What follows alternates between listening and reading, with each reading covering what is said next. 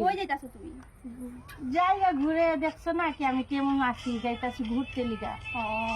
জানো না কি আমার 3টা পুলা, একটা আছে ইঞ্জিনিয়ার, একটা আছে কি করে ওইটা কি কয় যে মনে মনে মনে মনে কিন্তু ওইটা কি কয় কম্পিউটার চালায়।